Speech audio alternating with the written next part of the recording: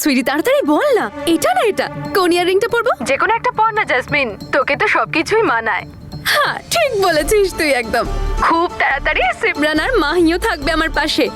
আমার দুজন অ্যাসিস্ট্যান্ট, একজন আমার চুল বেঁধে দেবে আর একজন আমার জুয়েলারি সেট করে দেবে।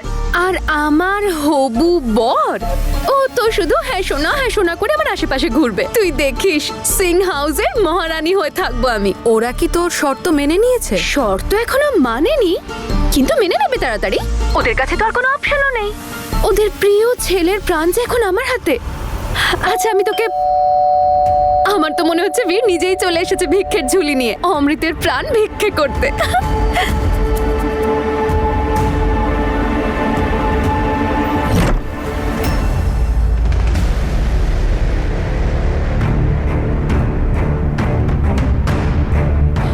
সকাল সকালে কার মুখ দেখে নিলাম, এবার তো সারাটা দিন খারাপ যাবে।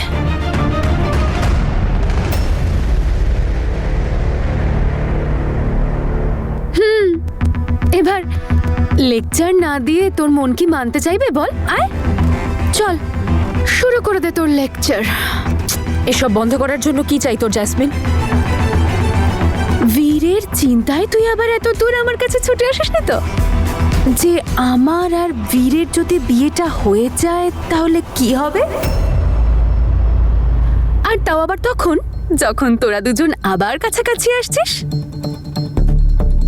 আরে কেন ভাগ্যের সাথে এত লড়াই করছিস তোরা? তোরা দুজন কোনোদিনও একসাথে হতে পারবি না, প্লিজ। মুখটা দেখো তো কেমন শুকিয়ে গেছে আমার দিদি। তাও আবার এটা ভেবে যদি বীর আর জ্যাসমিনের বিয়ে হয়ে যায় তখন?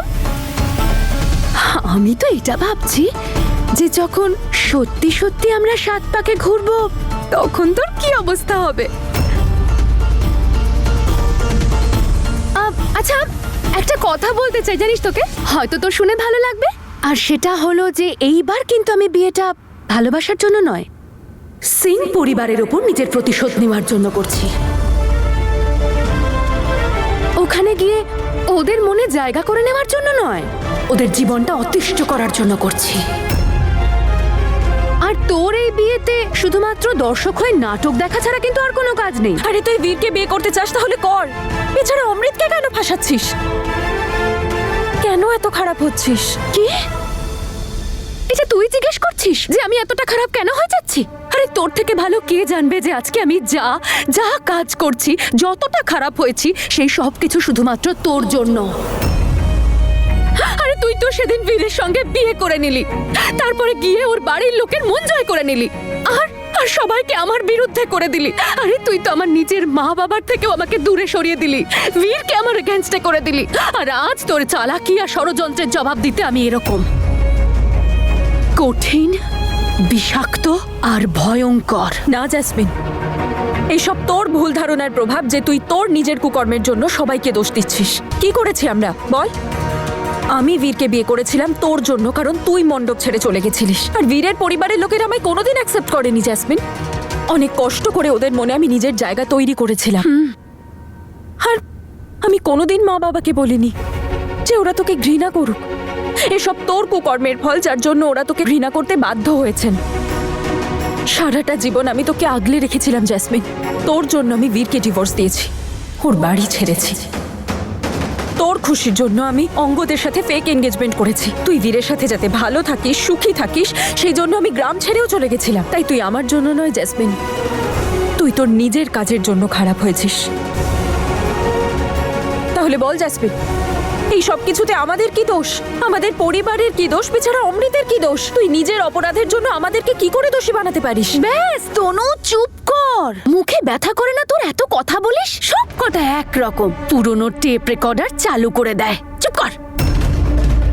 আর এটা ভুলে যাস না যে তোরা বীরের জীবনে এমন একটা পরিস্থিতি তৈরি করেছিলিস, বাধ্য করেছিলিস ওকে, যাতে ও আমাকে ছেড়ে দেয়। আর এবার কিন্তু আমি তোদের ছাড়বো না। যদি ছোটদের কর্মের ফল বড়দের ভোগ করতে হয়, তাহলে বড়দের কর্মের ফলও ছোটদেরই ভোগ করতে হবে। যদি আমার শর্ত ওরা না মানে তাহলে তো অমৃতের জীবন গেল। তোর প্রবলেম আমার আর বীরের সাথে না, তাহলে আমাদের উপর প্রতিশোধ নে, বাকি পরিবারকে মাঝখানে টানিস না। জানিস তোর জন্য মা বাবার কি অবস্থা হয়েছে? তোর অপরাধের সব দায় ওরা নিজেদের উপর নিচ্ছে। নেওয়া উচিত। ভালো করো তো বল। সব কথায় তনু তনু তনু তনু।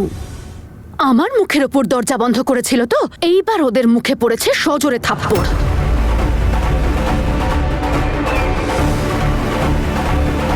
অপূর্বালাকে ভয় পা। আরে আর কত নাটক করবি? আরে জ্যাসমিন এসব ড্রামা টামা করা বন্ধ করে দিয়েছে। এখন জ্যাসমিন শুধুমাত্র ভয় দেখানোর কাজ করে, ঠিক যেমন এখন তোরা সবাই ভয় পেয়ে আছিস। কি চাস তুই? আমাকে আর বীরকে দূরে করতে চাস, তাই না? দূরে তো আমরা এমনি আছি, কিন্তু হ্যাঁ, তোর শান্তির জন্য আমি তোকে এটা প্রমিস করছি যে যদি তুই অমৃতকে ছেড়ে দিস জ্যাসমিন, তাহলে আমি কোনোদিনও বীরের কাছাকাছি যাব না, আর না ওকে কখনো আমার কাছে আসতে দেব। বীর তো দূর, আমি ওর পরিবারের সাথেও সব সম্পর্ক শেষ করে দেব। কখনো ওদের মুখও দেখব না। কিন্তু প্লিজ তুই অমৃত আর ওর পরিবারকে ছেড়ে দে, প্লিজ। অমৃত, মাহি, সিমরান, কি হয়েছে? মা অমৃতকে কোথাও পাচ্ছি না, ওকে কোথাও দেখছি কোথায় না। যাবে? এসো, এসো, আমার এখানে খুব ভয় বসো, লাগছে। আমি বসো। সব জায়গায় মা অমৃতকে খুঁজে পাচ্ছি না, সব জায়গায় খুঁজেছি।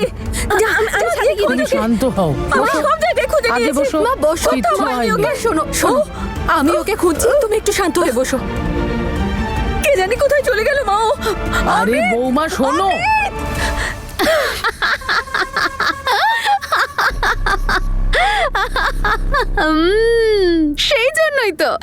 সেই জন্যই সবাই শুধুমাত্র তোর নামেরই মালা গাঁথতে থাকে। এবার বুঝতে পেরেছি আমি, কারণ তুই তো ওদের কোনো বিপদে দেখতেই পারিস না। তুই ওদের সাহায্য করার জন্য সবকিছু করতে পারিস, তাই না?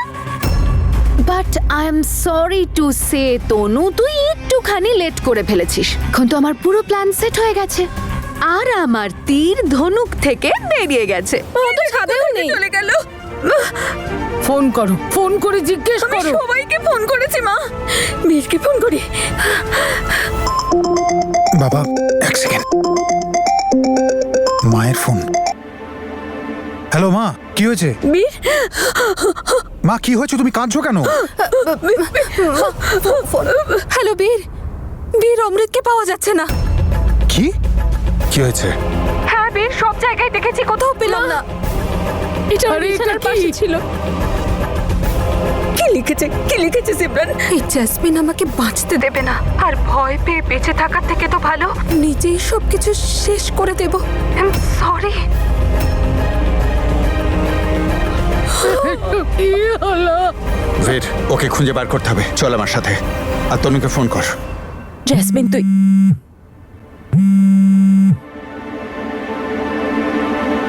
হ্যালো,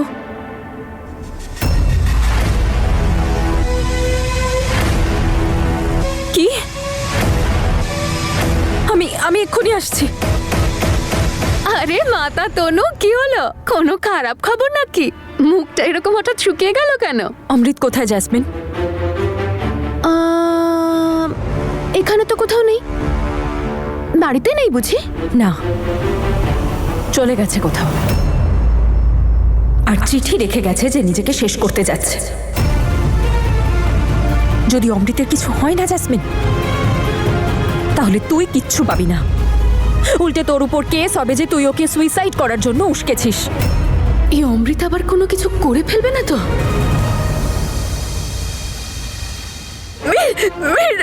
অমৃত কোথায় চলে গেছে? ওকে না না না, কিচ্ছু হবে না, কিচ্ছু হবে না, কিচ্ছু হবে না। তুমি শুধু কি লিখেছে দেখ।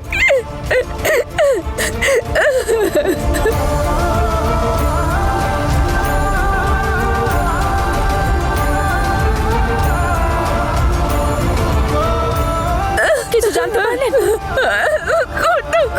কিচ্ছু হবে না, কিচ্ছু না। পুরো বাড়িতে খুঁজেছো দিদি? সারা বাড়ি দেখেছি, পাইনি। দিদি আরেকবার পুরো বাড়িতে খুঁজে নি, তারপর বাইরে দেখবো। চলো চলো একবার চলো। দেখে নিই, দেখে নিই একবার।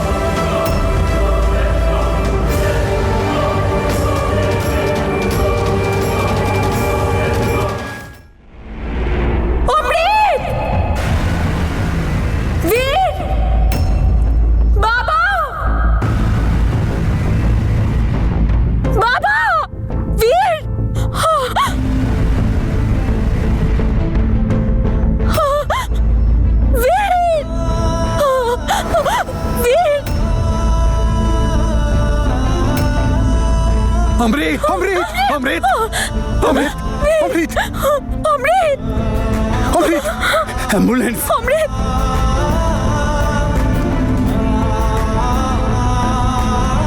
অমৃত অমৃত ওঠাও তাড়াতাড়ি ওকে অমৃত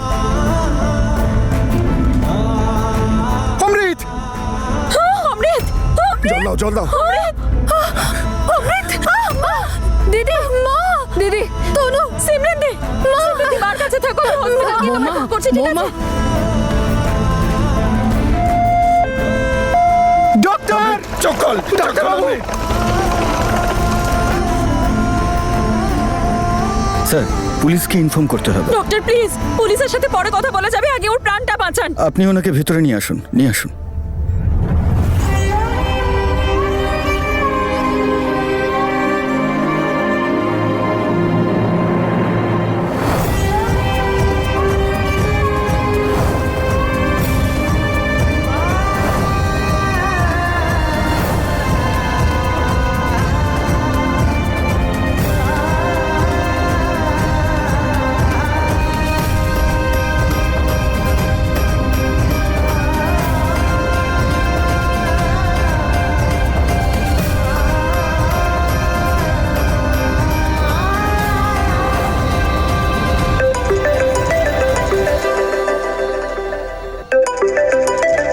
তোর মায়ের ফোন তুই কথা বলি না আমি পারবো না আমার সাহস নেই হ্যালো মা ওর অমৃত কেমন আছে মা তুমি প্লিজ চিন্তা করো না অমৃত একদম ঠিক হয়ে যাবে। তুমি শুধু নিজের খেয়াল রাখো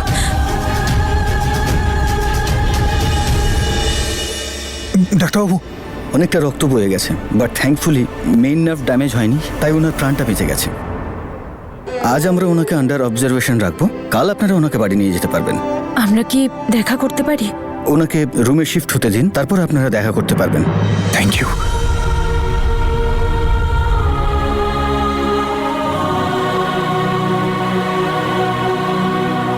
বাবা ডক্টর বললেন তো সব ঠিক হয়ে যাবে, আপনি আর চিন্তা করবেন না। মা কেমন আছে অমৃত? একদম ঠিক আছে আমাকে ওর কাছে নিয়ে চল, আমি ওকে দেখতে চাই। মা ডক্টর বলেছেন ওকে রুমে শিফট করা হবে, তারপর দেখা করা যাবে।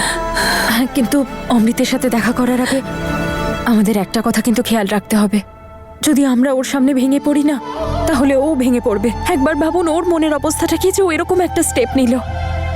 সেই জন্য আমাদের সবাইকে ওকে সাহস জোগাতে হবে, ওর সামনে স্ট্রং থাকতে হবে। ওকে ও নিজের প্রাণ দেওয়ার কথা ভাবলো কি করে? সেই প্রাণ তো আমি দিয়েছি ওকে। ও জানে না ও চলে যাওয়ার পর কি অবস্থা হতো আমার। এখন আপনারা ওর সাথে দেখা করতে পারেন। চল ফির।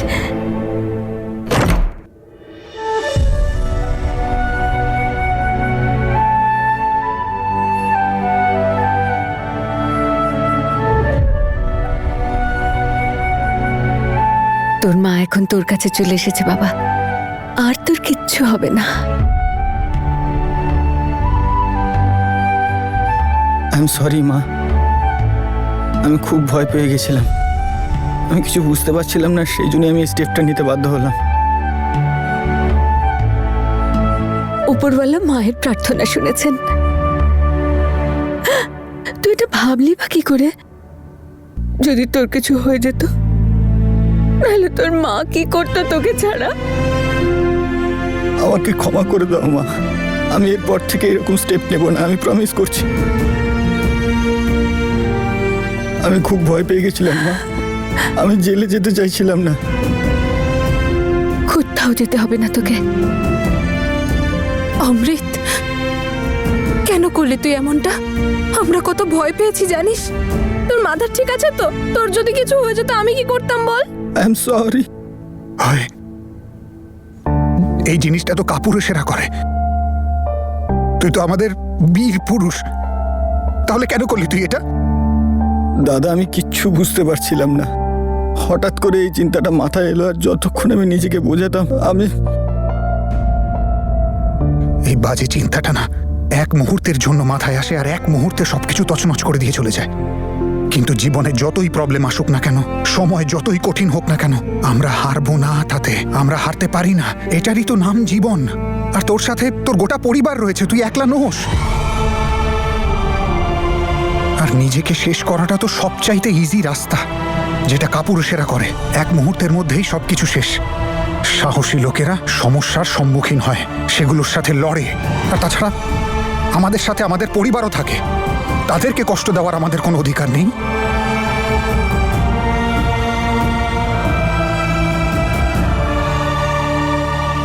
তুই এবার বিশ্রাম কর।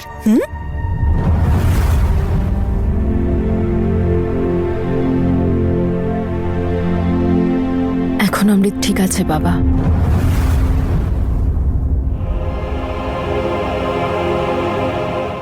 দাঁড়াও, তুমি আমার ছেলের কাছে যেতে পারবে না।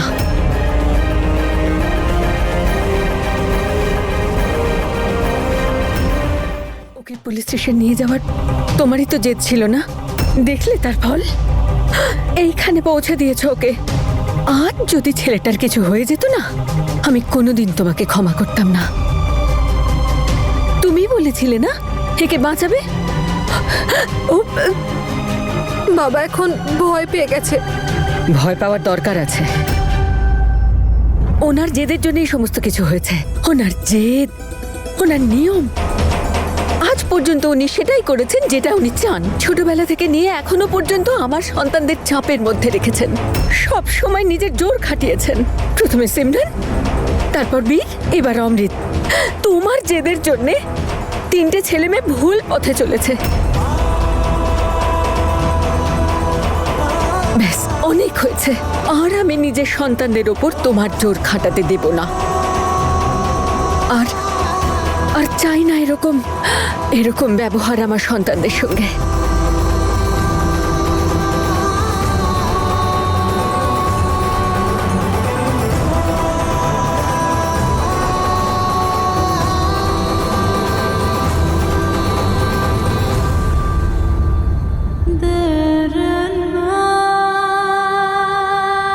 শান্ত হন মা। আর বাবাকে এত কিছু বলা আপনার উচিত হয়নি মা। কারণ যতটা কষ্ট আপনার হচ্ছে, ততটাই কষ্ট ওনারও হচ্ছে। অমৃত তো ওনারও ছেলে, তাই না? আর একজন বাবা তার সন্তানের ক্ষতি কেন চাইবে?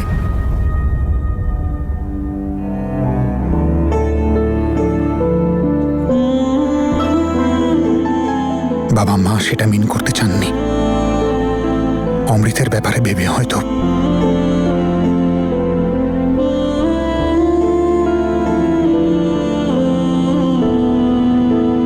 ও ভুল কিছু বলেনি,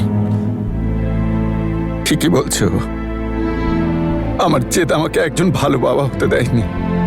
আমায় ক্ষমা করে দে বাবা, ক্ষমা করে দে আমার, ক্ষমা করে দে।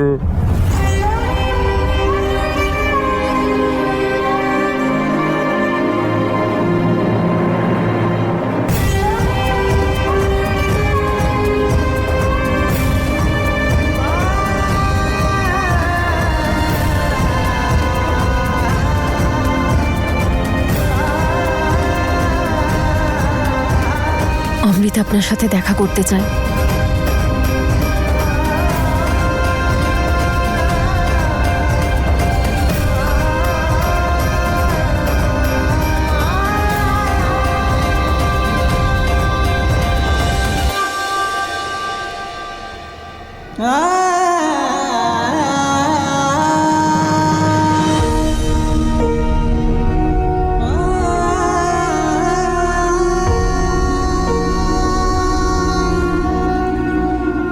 আমায় ক্ষমা করে দে অমৃত, আমি তোকে হেল্প করতে চেয়েছিলাম।